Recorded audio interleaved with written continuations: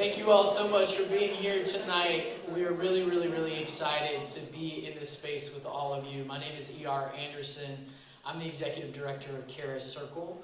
Charis Circle is the nonprofit programming arm of Charis Books, and Charis Books is the South's oldest independent feminist bookstore. We're very honored always to be in programming partnership with the Auburn Avenue Research Library on African American culture and history. The AARL is one of our greatest partners, and being in this space is a part of our collective sacred history. It's really important that we support this space and support the librarians who make it possible. So thank you all for being here and for giving your time and your tax dollars and your energy to this space, because it is really one of Atlanta's greatest treasures. We have been waiting for this book. And the we, I mean, is a lot of different we's. So there is the we who love Octavia Butler, which I imagine is many, many of you.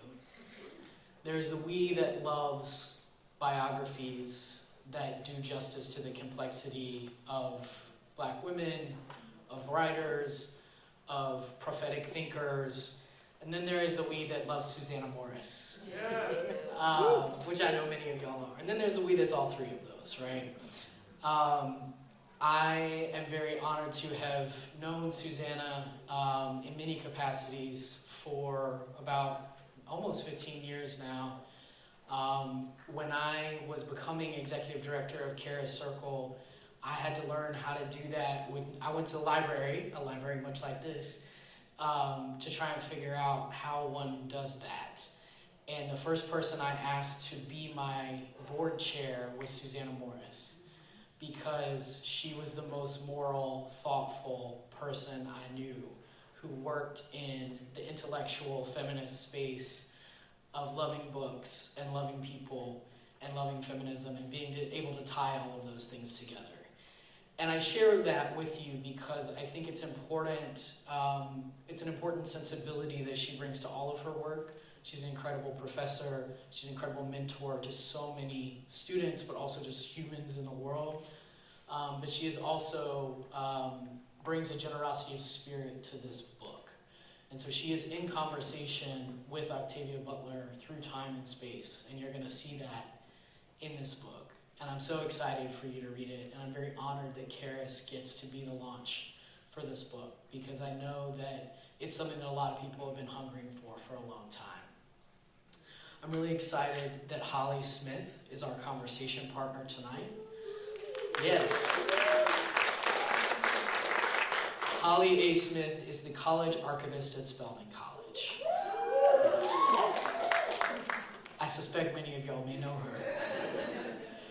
She received her BA in History and Black Studies from the College of William and Mary, an MA in History from Yale University, and an MS in Library and Information Science from Simmons College. She has written many, many amazing things, but the main thing that you need to know is that she's doing amazing things with the archive at Spelman.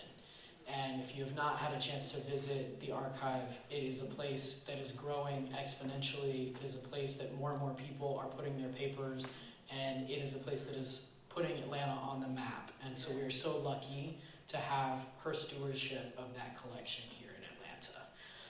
So when we thought about who we most wanted to have in conversation with Susana, we thought about Holly, and we're really glad that she's here. So Susana M. Morris is a queer daughter of Caribbean immigrants and a scholar of Black feminism, and a cultural critic who has dedicated her career to studying the interior lives of Black women.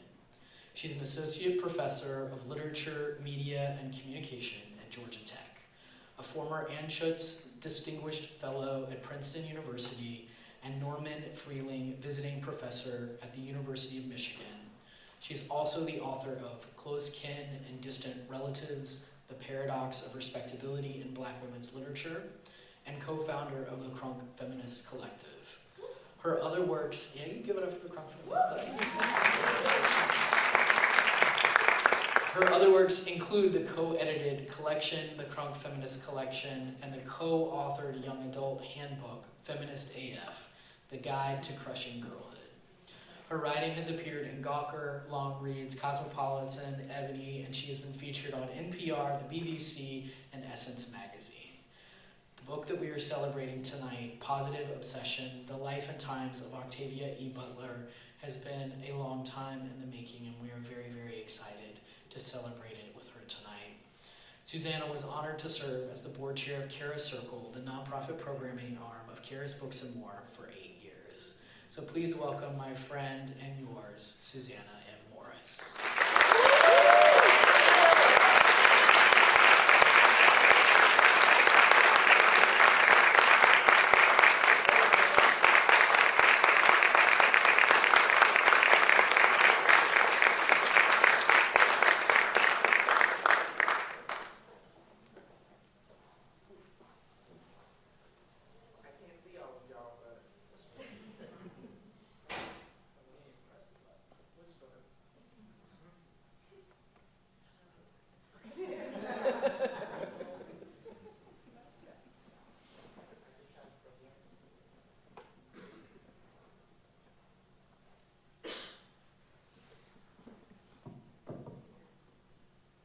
Thank you.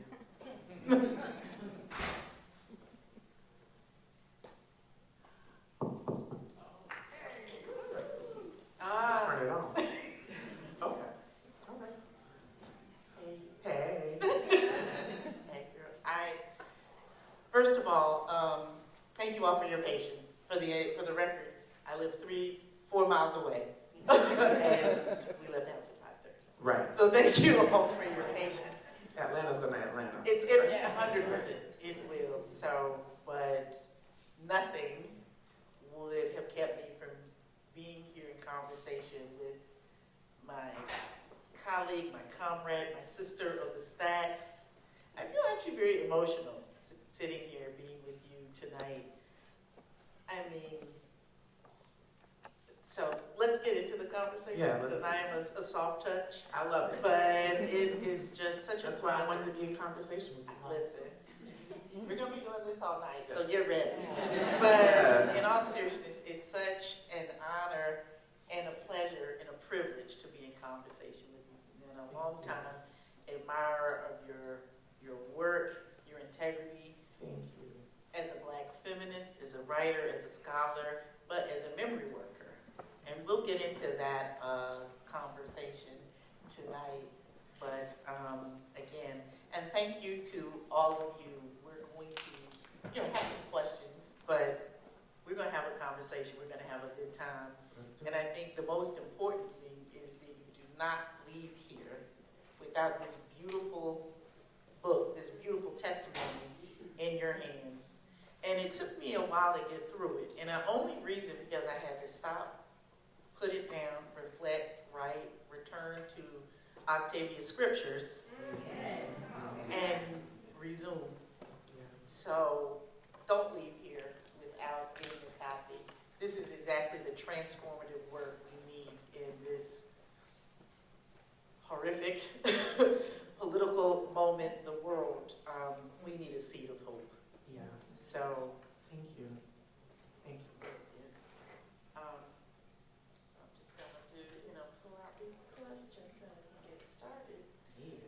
Yes, but again, these are just guiding questions. I know we'll have time at the Mhm, end, mhm. but Dr. Morris, can you talk about the journey that led you to Octavia Butler, as well as the title, Positive Obsession? Yeah, thank you, Holly. I love you so much. It's a love fest. I love you more. Oh, As my family uses to yes, say. yes. So I first encountered Octavia's work in the 1990s when I was a teenager in Fort Lauderdale, Florida. I went to the Lauderdale Lakes Library one day, and I used to go every week and just like take a whole shelf of things and be like, I'll be back next week. And so I didn't have much of a social life. I did a lot of reading. Okay? It worked out for me in the end, yeah. And I walk in and I see a display and there's a picture of a Black woman in the science fiction section. I had never seen that before. I was like, what's going on? And it was Parable the Sower. So this was about 1995, 1996, so the book had really just come out. I was about 15 years old, and it completely shifted my landscape. I wanted to write science fiction. I love science fiction and fantasy so much, and I was getting to that particular age and kind of political consciousness that it wasn't as enjoyable as it had been, right? Because I was starting to make the connection like, wait, are we supposed to be the orcs? Why do we gotta be the orcs? That's not, like all the sort of racialized things that happen. I'm not anti-orc, I'm just saying. Black folk, well, I won't be on the record that I'm anti-orc. Right?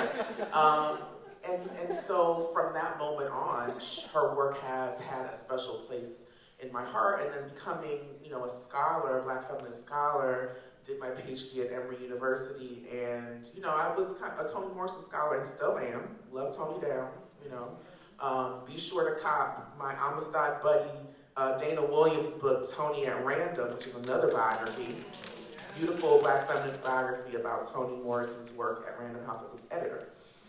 So, as I taught more of Octavia's works, I was like, I don't know as much about her as a person. I want to know about her craft and all those kinds of things. And so that sort of set me on the path to the biography. And so the title, which, funny enough, I never changed the title once. When I did my proposal, I said, this book is called Positive Obsession, The Life and Times of Octavia Butler, and they never changed it, which, if you're a writer, that doesn't always happen. You don't get necessarily a lot of control over those kinds of things. But the title comes from an essay originally called The Birth of a Writer, that was published in Essence in about 1988.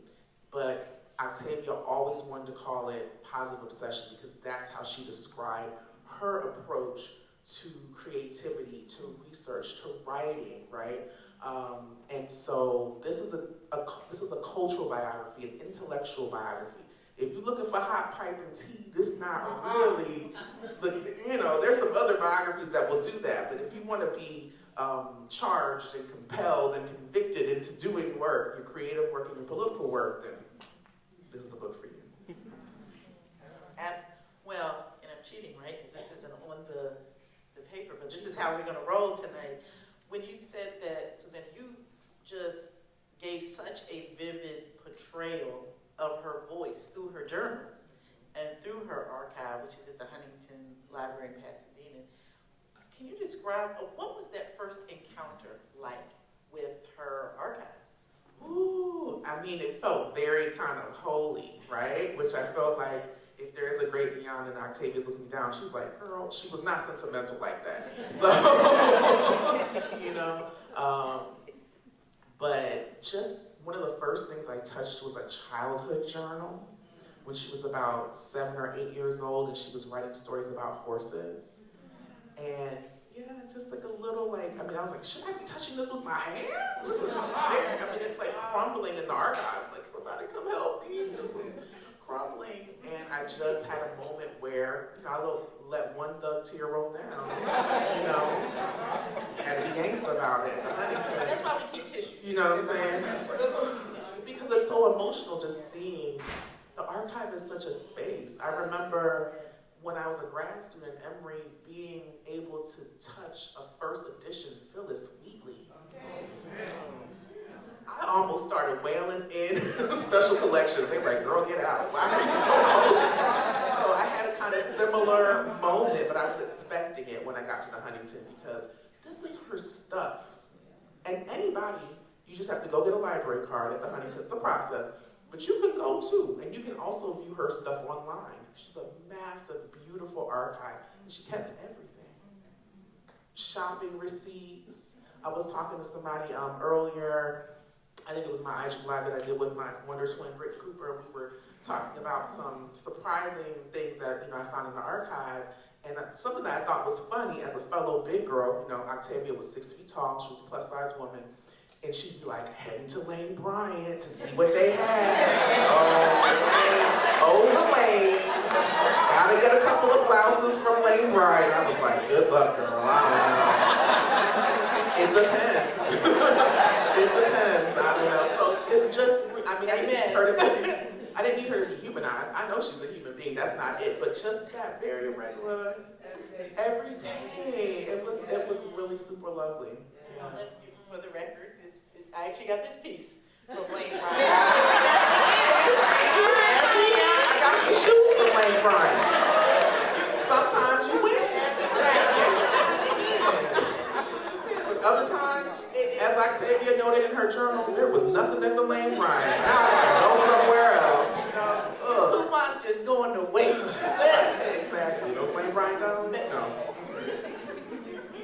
But thank you so much, Stephen, because what you said about it being sacred, Yeah.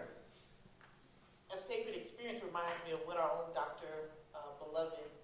beloved Dr. Janetta Cole said about the Spelman Archives, situated, which is a component of the Women's Resource and Research Center, which houses a comparative women's studies program.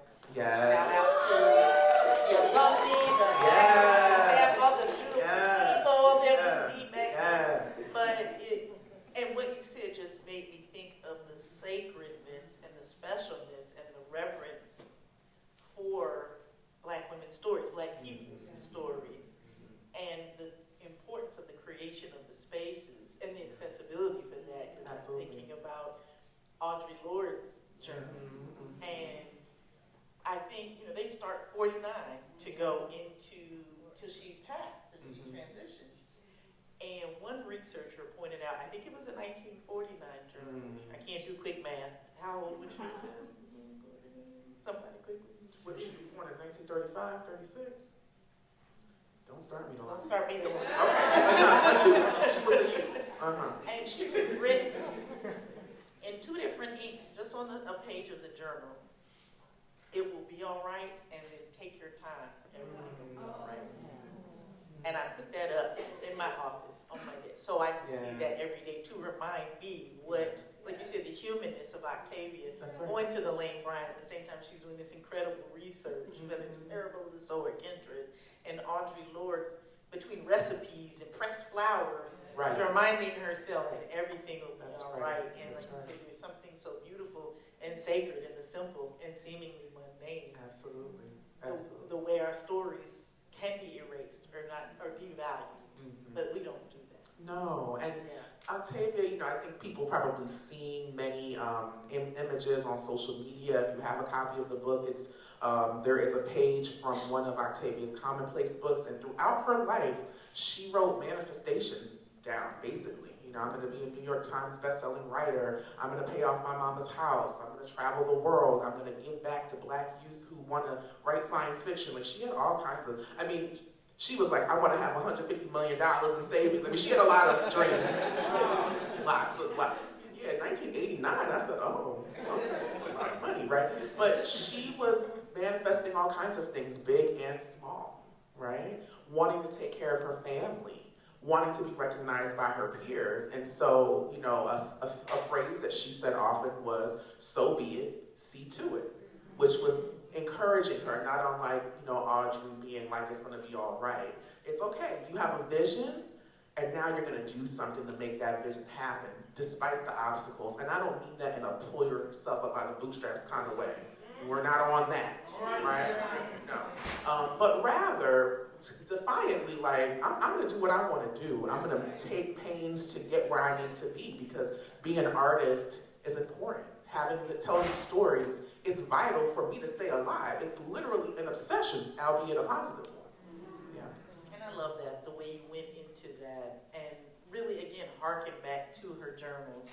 So, to that point, perfect segue. Her journals, they really do, it was almost like, juxtaposition, but again, the humanity, a lot of self-assurance and affirmation, and a lot of negative, or self-deprecating, hard on herself, like extremely hard on herself in her writing. So I would just love to hear your thoughts about, I don't want to say making sense of the juxtaposition, but your thoughts when you're reading this, like one of the most iconic writers of our time, going through periods of intense self-doubt, and forgive my memory, Susana, even her using language of imposter syndrome, or feeling like, almost like, do I deserve to be here? Yeah. Yeah, any writers in the audience? Any writers? There's some writers, so you know how it is. you might write something, a paragraph, you're like, man, they can't even see me. Like, I'm so good. And then the next day you read that same paragraph, like, I don't know what the hell I'm talking about. So, Octavia was also that person where she would write things, she was very rarely satisfied with her work, you know what I mean? And the other thing is, keep in mind, Kindred was her 4th novel. It's not her first, it was her 4th novel. In the 1970s, she published 4 novels for a pittance, right? So she wasn't like getting rich. The fame and the fortune didn't happen until she was well into her career. So she is dealing with her own internal stuff that all writers or all creative people, all artists deal with. And then the sort of, am I gonna be published? Am I gonna be paid well? Is my work gonna be recognized the way my peers are being recognized? Those are things that she struggled with. Now, was she saying that in every interview? She was not. That was her private thoughts that she wrote down, that she, would share with close friends and colleagues and so on, but, she put on a braver face. But to me, it just felt very, very real. I know that I felt that way while writing this book. I would be in the archive looking at her stuff. I'm like, yeah, girl, my stuff ain't good either. I'm gonna do my best by you. No. But we all have those things, right? We're not writing in a vacuum. We're not creating in a vacuum. So she would, in one journal, have something about the ups and downs of her writing, and then she would have a scathing review of like something that Ronald Reagan did, because she hated, it was on site for her and Ronald Reagan. She hated him real bad. And then she might write down a recipe, and then she might write a note about like, yeah, I need to call my cousin. Like, but she just, being herself, but that standard that she held herself to. Even in the 1990s and the early 2000s, those letters to folks and those journals, she still was evidencing that self-doubt, right? And so, that's how we all are. I feel like, even you get really far, you could be a MacArthur genius. She's like, okay, I'm still back at the lab. I'm still putting my butt back in the seat and trying to write. Like, she wasn't really romantic about the work. And I think that's one thing that always struck me from reading Positive Obsession, but also just reading interviews with her, the idea that you just write every day rather than being struck with inspiration. Yeah. And that practice is powerful. I would not consider myself a writer, per se. Well, okay, that's gonna say we're doing it here. To not be unfair, but I think to your point, I write super slow. And then I write the paragraph, and then I'm like, oh, well, let me edit it this. 4 hours later, it's 2 lines in the way. Now, those 2 lines might be fire, they might be, but just... She wrote really slowly, too. She published 12 works, which is a lot. But if you think about how many science fiction and fantasy authors, how much they published, they're like really publishing a lot. She was taking painstaking care. She's going back over her notes. She's writing multiple versions of each novel. And shout out to my colleague Jerry Canavan, who wrote a really amazing literary biography of Octavia, and he goes through every single version, like, okay, Kindred version 1, Kindred version in the Patternist universe. So that was what was taking her a long time, because she was really engaging with her work. And I'm not trying to be shady to anybody else. I'm just saying some folks had a different process, right? And she just didn't. In addition to all the other mitigating factors, she had to work for a long time, like a full-time job, and not anything just behind a desk, because that was not her vibe at all. Working in factories, doing temp work, cleaning buildings at night, stuff like that, where she would be physically really tired, but then she's like, okay, I still gotta put my butt in the seat and do the work. So slow writing is writing. The only thing that makes a person a writer is writing. Not publishing, not accolades or anything like that, just writing, just being a writer. And thank you for saying that publicly as a reminder to all of us that I think, again, the way we think about, okay, we have the archives of Octavia Butler, or Audre Lorde, or Toni Cade, we see them through the lens of, again, these brilliant Black women feminists that we respect, but they didn't start that way in the sense that they're human. They had a process, whether it's, they're human. And I think that's one reason why I love drafts. Mm-hmm. Drafts. Yeah. And the way that you illuminated in Positive Obsession, her review sometimes despising, it was Survivor, right? She was like, I don't ever want to see that. Yeah, Survivor, her third novel. And not realizing that, but just the importance of drafts for process. And the way that you were just saying she saved everything, and it just makes me think of Octavia Butler then as an archivist. Or I really like the term memory worker. I heard that from my sister friend Skylar Hearn years ago, because that's something that connects all of us.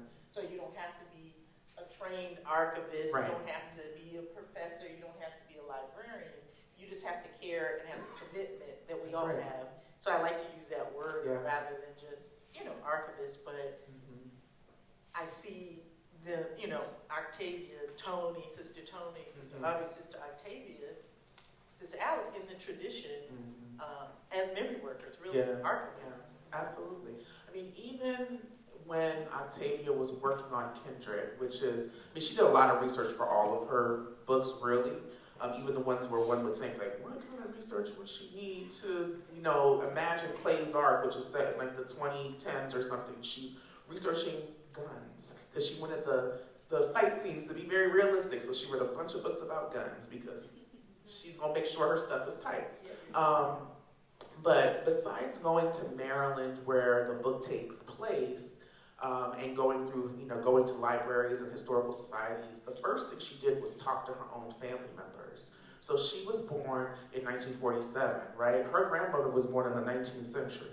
So she had elders in her family and her community who didn't live through slavery, but they were a touchstone away, right? So their people knew people or were enslaved folk, right? And so she just was like, well, I want to talk to you about what it meant to be a black person at the turn of the century or the late 19th century. What did it feel like walking down the street? Like those kinds of feelings, because Kindred is a book about feelings. Octavia argued that posited that she could reach folks in a different way than a history book could, if she could get them to feel what it's like to be enslaved. And she called her book a sanitized version of slavery. And if you've read Kindred, you know. It's real, right?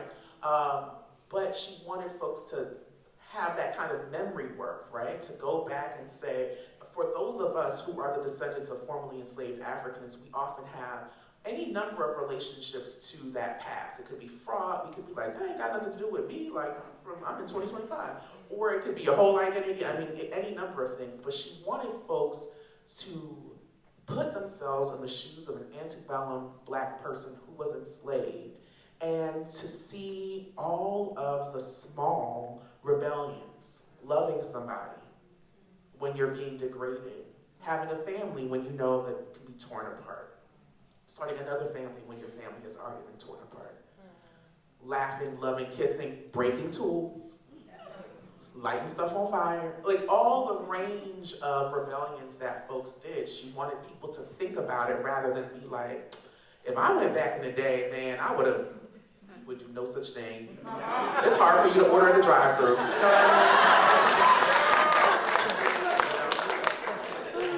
Not Nat Turner, so.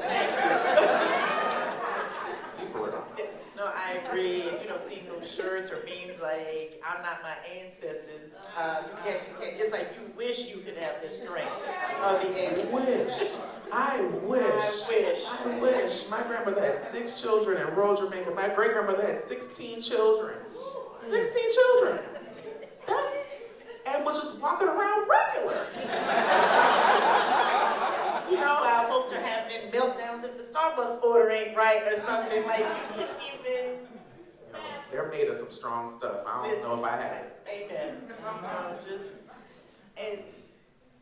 Really, see, this is just, mine is going all over the place in the best way, but, just talking about that, research and that process and that community, something that you just do so beautifully, thinking of your sisters in the Crunk Feminist Collective, the beautiful work that you've done together and sharing that and providing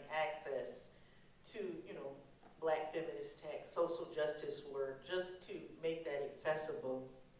I think that's one of the things that really struck me in reading Positive Obsession, Octavia's support and amplification of sisterhood to her. Yeah. And I'm wondering what, or in being in community and looking at one of the times Susana came to Spelman Archives, and I was yapping while you were researching. You can tell I'm a yapper. I'm a Southerner. I love it. We always have a good time.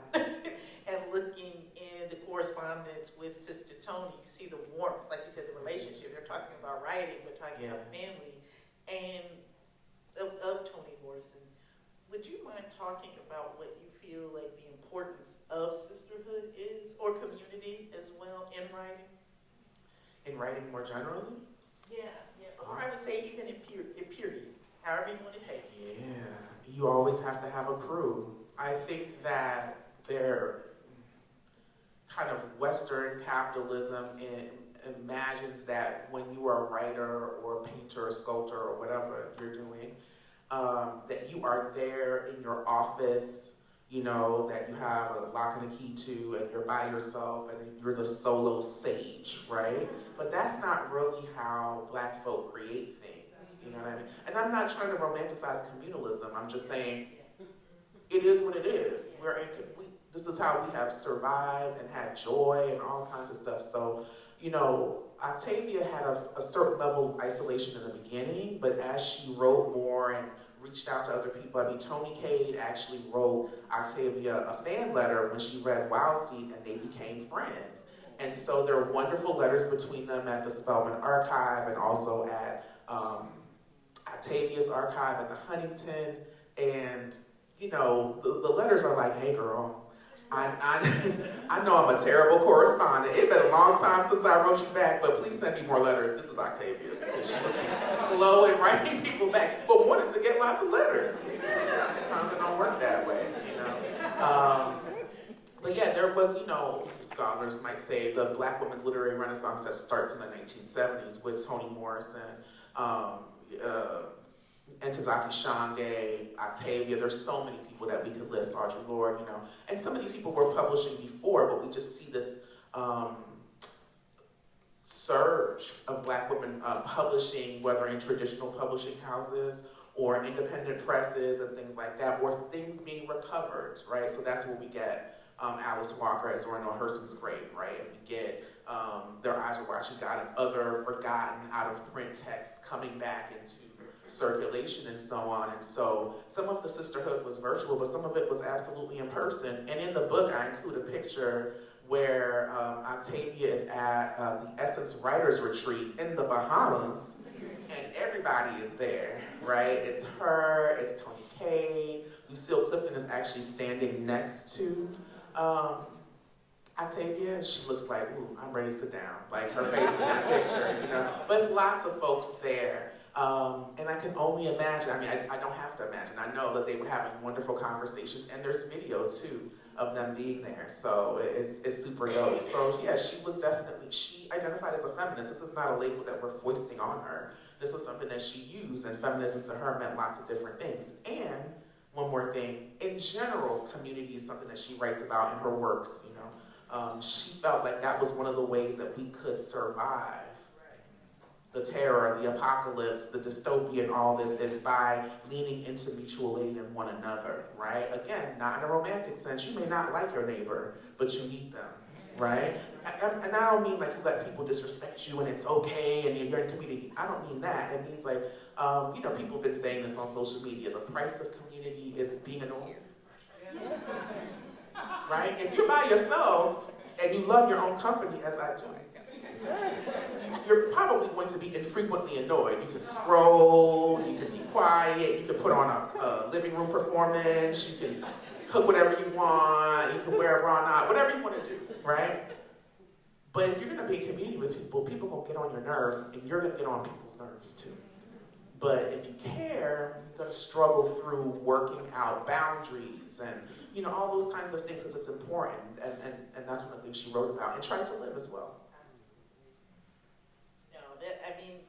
That's just very powerful to think about. I think about Audre Lorde's quote, and this is more of a paraphrase, the idea it's not our differences that divide us, it's our inability to recognize, celebrate, and accept that.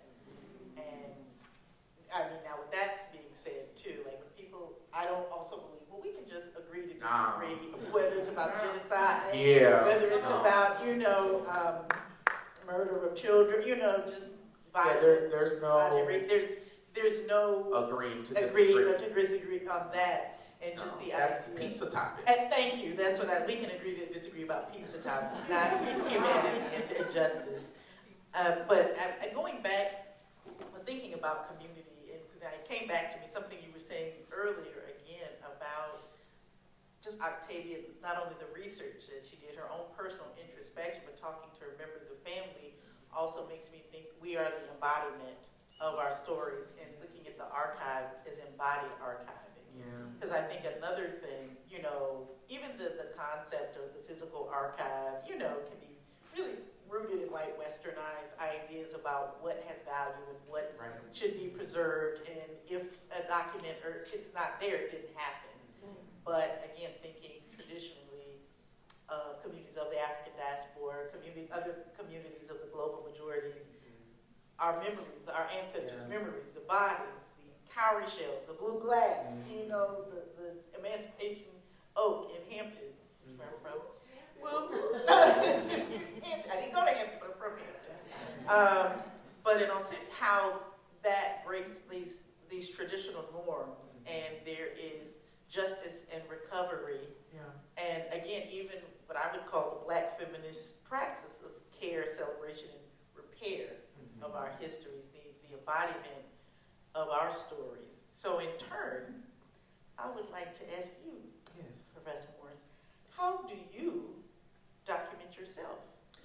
And you want to start there? Because I have a part two. Give me the part two. Well, and the part two is, what advice do you think Octavia Butler would have for us on how to tell and preserve our individual and or collective stories?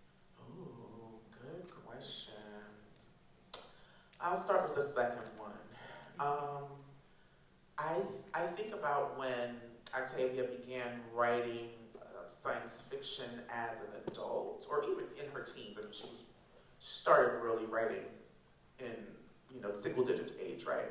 But she modeled her writing after the sort of golden age science fiction writers who generally were writing about hard scrabble white men who were chain smoking cigarettes and saying sexist things, and so that was her early drafts had that too, because she was modeling herself after what she saw, and then eventually she thought, I actually don't have to do this. I can do something else. This is actually not me. I might enjoy some of this, but this is very derivative, right? And so it's about I think she would say something it's about being honest about the questions that we want to ask and why we want to ask them, even if people think we're weird or strange. If you read Octavia's catalog, the strange things are happening, right? On purpose. Inviting us to consider what it means to be human, issues of hierarchy. There's so many different things. So if you have a story inside of you, it sounds probably pretty banal, right? But your story matters. Your story doesn't have to sound like the mainstream story, whatever that is, right? You are the mainstream. You are the center. Especially those of us who are, people of color, disabled, queer, trans, non-binary, Black folk of all stripes, there's lots of ways in which our stories are pushed to the margins, and we have to rebuke that, particularly in this moment. That's why books are being banned. And they're putting out cartoons where Columbus is telling people slavery wasn't that bad. I almost cussed. He the main one. What are you talking about? So our stories matter always, but more than ever today. And I think she would be encouraging folks. When folks would come up to her and say, well, I don't really see that many Black people writing science fiction, she'd be like, okay, so you should. You know what I mean? You don't necessarily have to have a direct model. You can create some new stuff. Absolutely. Right? Absolutely. No, and thank you for that. And then just the reminder that writing is part of the recovery in the process, too. Whether it's fiction, nonfiction, that's part of our collective stories, too. Yeah. So So then, to the other part, well, how do you document yourself? How do I document myself? I have been pretty good over the years of, I'm a Zennial. I'm on the cusp of Gen X and Millennial, / an elder Millennial. And so I've experienced the Polaroid, the instant camera in college. I mean, I was just tearing those things up, I have so many pictures because I wanted to document my life. And now I still take a lot of pictures, but I don't share them online as much. Not because my life is so exciting, it's not. But just sending it to the people that I care about and actually printing pictures out. I'm also an avid journaler. I've been keeping a journal since I was 17 years old. So I don't write every day, but it is fun and interesting to go back to 17-year-old Susanna. Good morning, this is what I did today. I would write every day in college. This is what I did. I ate this, I went here, I talked to this person. And it's so granular, but it can bring you back to that girl. Yeah. And when those of you come to, down the line to see Dr. Susanna Morris's papers, I don't know, maybe it's Spelman Archives, then you too can read the journals. And I say that also to emphasize the idea of places like Spelman Archives are places where the voices of Black women and Black people are amplified, but it doesn't matter about status, income, class. There's the idea that when people sometimes will ask us about value, like, well, how much is it worth? Well, my stuff isn't that valuable. It's like, or does, is it valuable to you? Yeah. Is it valuable to you? And I think, again, that's the way we look at these stories. It has nothing to do with monetary, but what is valuable to you and what is valuable to our stories. And again, I just want to give a particular shout out. I don't want to get in danger of calling names, but I see two of my Spelman babies toward the front. I'm going to, again, highlight Sienna and Naima and the incredible work. Sienna is single-handedly created our Instagram page for Spelman. I follow y'all, yes. Thank you. Thank you. And similarly, amplifying the beautiful work that you all are doing around, particularly in Afro-TV, to, again, amplify and highlight and document the stories of queer students at HBCUs. Because, again, because I think one thing that we, don't want to do in a space, in a Black Archives HBCU, is replicate master narratives about this type of Black person or this type of individual, like only a Spelman woman is this. Straight hair Christian business major, Spelman is diverse. We think about our Spelman women, non-binary students, Muslim students, atheist students, And again, I just really want to commend Dr. Gasheftal. I see Dana Pry-Jones here, Dr. Shakala. I think, is that Nikki back there? Did I see? I'm just kidding. I thought I said the colleagues, but really, and you being in that tradition, part of the Women's Center family, you're tech, because I really want to highlight Dr. Gasheftal. Oh, yes. What she has done to create the first women's studies major, women's center at an HBCU, and again, all the work that is being done to document the experiences of queer students at HBCU. Absolutely, and she's one of my mentors. Yes. So, and she's mentored so many of us. And back in the day, 2006, 2007, I taught in the English department at Spelman, so got a lot of love for Spelman. That's right, so with the possibility of papers coming. Exactly. But no, I see what you're doing, Holly. I see what you're doing. And I want to be on the record publicly. But no, in all seriousness, I think, just to demonstrate this is part of the love in the community that we have each other, the accountability, the conversations that happen in these spaces, and again, the sacred spaces. So I would say the last official question before we continue to wrap dialogue, we go into Q&A. Am I okay with one more question? Okay, thank you. Because again, a Southerner, let me focus. I mean, as we've talked about, if you look and see the news, and think about that the webinar series Octavia tried to tell us.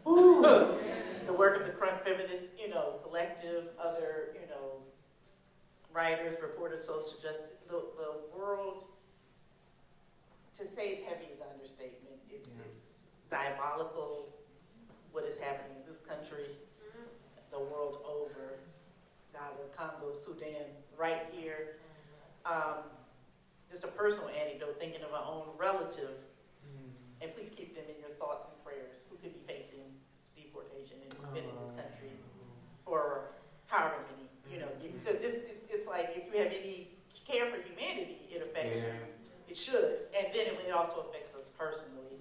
So just thinking about that and what Octavia has been telling us and has told us, not tried to, she told us. What would you say are the lessons that Octavia has for us today, as well as what do you think she would want her legacy to be? Yes, I love that. Lessons for today. Now I'll talk about legacy. Octavia really didn't like being called a prophet or a seer. She was like, I'm a historian. And I see patterns and I link them together, right? And because she was raised in the Black church tradition, raised Baptist, so it's not that she wasn't familiar with the language, right? But she was really trying to get people to understand that we all have the power to see the patterns. We all have the power to watch the news. It's devastating every day, but paying attention, right? And being like, 50 years ago, and 100 years, and then talking to your homies and being like, okay, right? You don't have to be a scholar, you don't have to be a professor, you don't have to be a librarian or an archivist or anything like that. Just a person paying attention, right? And being informed and understanding, especially in this age of AI and deep fakes and all of that, what's real and what's not real? How do we know what we know? Those are kinds of things that I think she would be imploring us. It's not that she had this singular vision that no one else could see. She has a singular talent that no one else can duplicate. She is one of one, right? But in terms of, for example, publishing Parable of the Sower in 1993 and being asked consistently, well, why are you setting it in 2024 and 2025? That's only 30 years in the future. Why not set it 100 years or 1,000 years? And she's like, if you don't get it together, this is going to happen in 30 years. And where were we January of 2025? Southern California was on fire, right? Her neighborhood, where she grew up, the cemetery where she's buried next to her mother, all those places ablaze, right? The neighborhood's ablaze. And she got it wrong by 1 month. The fires that happened in Parable of the Sower are February of 2025. They weren't January. It's like, Lord Jesus, So, again, if you're paying attention, for those of us who came of age when talking about the ozone layer was just everybody talked about it.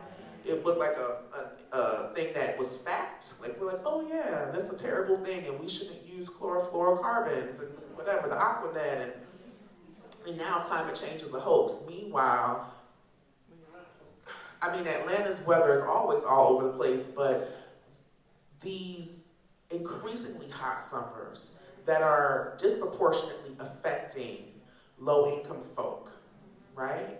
In rural areas and in urban centers. Then we have the AI, the data centers and so on that use so much water, right? I'm not anti-technology, I work at Georgia Tech, so I'm not, let's think about why we're doing a thing and how we're doing it. And so I think that's what she would be imploring us to really think rigorously. And again, you don't have to have 10 PhDs to do it. In terms of her legacy, I include a piece in the epilogue that I found in her archive that I really love, and I'll try to paraphrase, but she basically talks about her work being a message in the bottle for the future, for future readers, and she hopes that, folks get the bottle and they get the message and they open it up and unfurl it and they read and they think, oh, I could change things, right? I could create particular kinds of art, or I could do particular things politically, right? And I think her legacy is doing that 100%.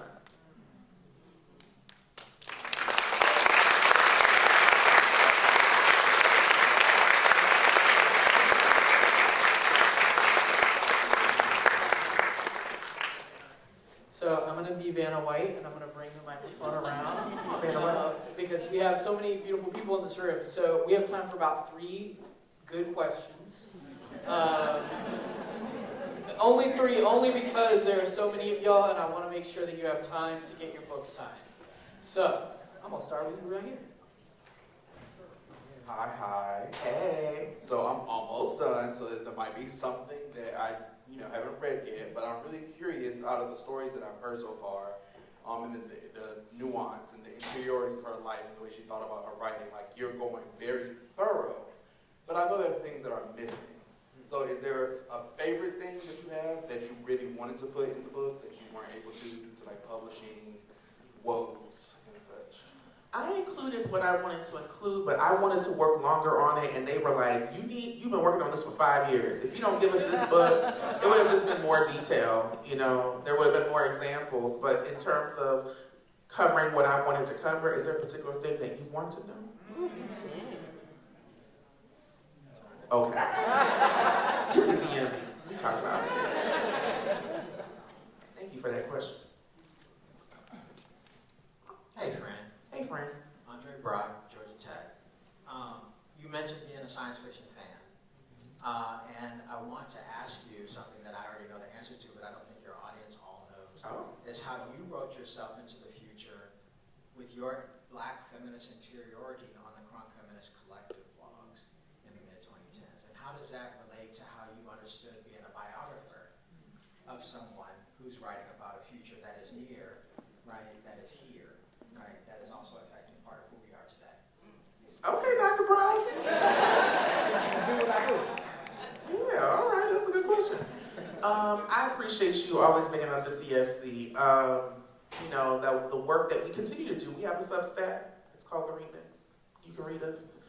We don't post that often because life is lifing, but I just see myself as being part of a large tradition of Black women cultural workers, to use Tony Cade's language, right? And my medium is primarily writing,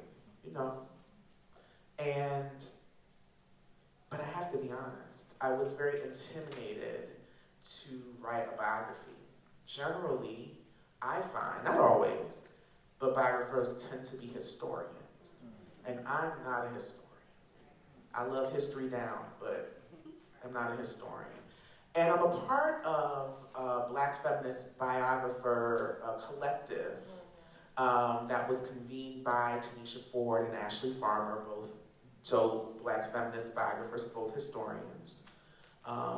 Ashley has a book that's just coming out right now as well, so look out for her stuff. But I was able to let some of that imposter syndrome go by talking to my sister biographers who were like, you don't need to be a historian. Bring your literary criticism to it. Bring your Black feminist criticism to it. Your interdisciplinary, lens, right? So I had to kind of get out of my own way. And I do think spending 15 years, the CFC is 15 years old this year, which is wild. Thank you. I think that has mattered because we named ourselves after, we're hearkening to the Comedy River Collective. That's why we're the Feminist Collective. See what we did there? And so we see ourselves directly as, in line with folks, Black feminists, scholars, cultural workers, activists, writers, all the folks who we're clear that we know this as Black folk or as folk with sense that our interior lives are rich and varied, but sometimes you just need to see the evidence out in the art or the music or the this or the that, right? And when Brittany and I started the CFC, it was because we were both teaching in Alabama. I was teaching at Auburn, she was teaching at the University of Alabama in the late 2000s. And we felt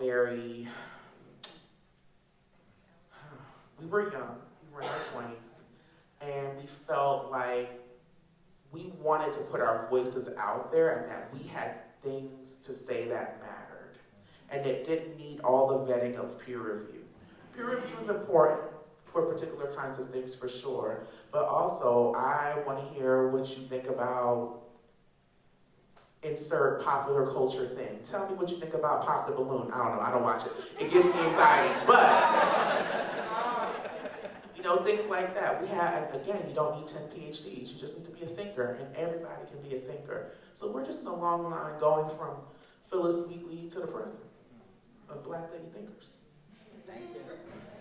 Thanks, Bob.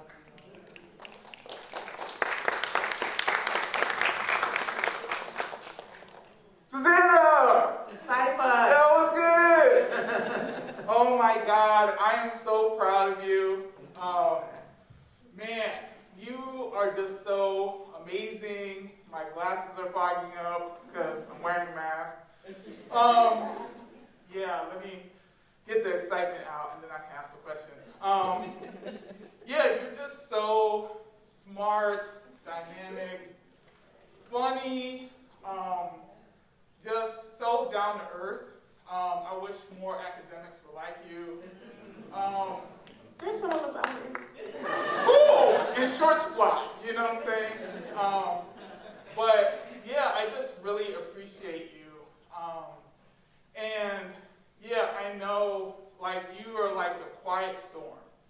You know, like you have done so much of the work, just, you know, just so humbly, you know, and I just am so proud of you, and I'm so glad that people can celebrate you and celebrate your work and celebrate your contributions. Now I got that out. Thank you, Cypher. You know? So you said the book isn't about tea, but I am curious, as you were going through the archive, do you have any insight on Octavia Butler's sexuality?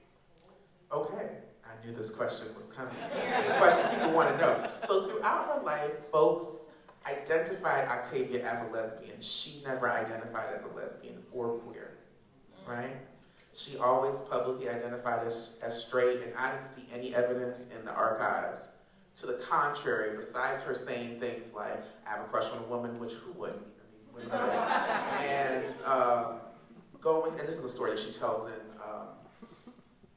interviews a few times where she's like, am I queer? And then she goes to like a meeting and people are talking about their queerness and she's like, I don't think that's for me, but I want to write about it. And so that's gets so many like queer relationships in her work.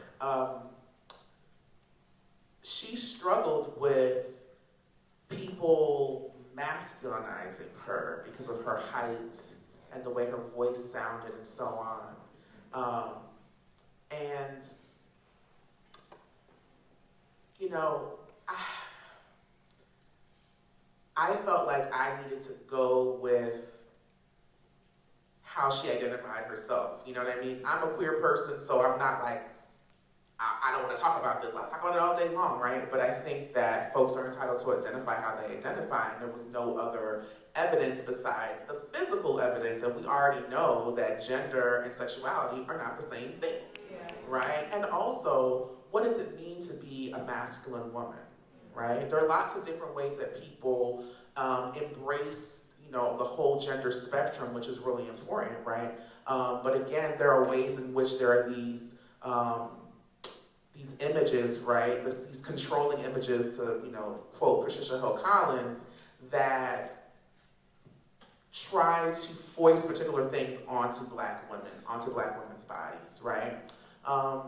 We do have a more robust understanding of queerness in terms of the public eye, right? So I wonder if she was a young person that was coming of age now, how she might think about herself. Not necessarily not as straight, but just sort of the gender dynamics, right, of her dress and all that kind of stuff. So ain't no tea there, but now I will say there are a couple boxes, 3 or 4 boxes that are embargoed for a long time. One, I think the first one comes out of embargo in 2047, so it'll be 100 years after her birth. So if the hot piping tea is somewhere, it might be in that. And so I will be an elder, and I will go right on over to the Huntington to look through. But yeah, it's something that she wrote, and I write about it a lot in the book actually, because she's like, sometimes she's trying to make homegirls, and they think that she's pushing up on them, and she's like, even if I was, you're not even my type, girl. Not you, you know. And sometimes when she was trying to, you know, have relationships with men, folks would be like, but I thought, and she was like, not the perception cock blocking me, you know. So I don't know if that answered your desire for tea, Cypher. You're welcome. All right, one last. We got you, right? How come there's an embargo on the Fox? I don't know. Yeah, you can. I mean, generally, and you can speak to this more as an archivist. I find that when I go to archives and things are embargoed, it is the person who has said, "I don't want this stuff to be released until a certain time." Exactly. You know, so. For a variety of, reasons. So exactly right. It doesn't have to be scandalous or anything like that. It could just be maybe this is information that would hurt somebody who's living, right? Not Octavia related at all, but I'm just thinking about how people keep on doing like their ancestry DNA and they find out that their parents aren't really their parents and stuff like that. They're like breaking up. I'm not saying there's anything like that in her work, but those are the kinds of secrets that even don't have to be particularly titillating about her own individual life, but it could be about anybody she's close to. It could be about fellow writers, maybe things that she just found embarrassing, you know. I mean, she shares a lot. And so I think it's okay for her to say, some things y'all have to wait. It's her prerogative. All right, y'all. We are going to transition into the meet and greet book signing portion of the evening. If you already have your book, you're going to line up to the left, and we're going to swoop around the staircase, because I think there's going to be a lot of folks. So we're going to go around the staircase. We're going to give you a Post-it note so that you can write your name as you would like your book signed to you. Even if you think Susana knows your name, even if you are best friends, people get stressed out when they have to sign so many books. So please just print your name as clearly as you can. If you would like to buy a book, you're going to line up to the right, and you can buy a book. This was Susana's hometown launch, so let's give it up.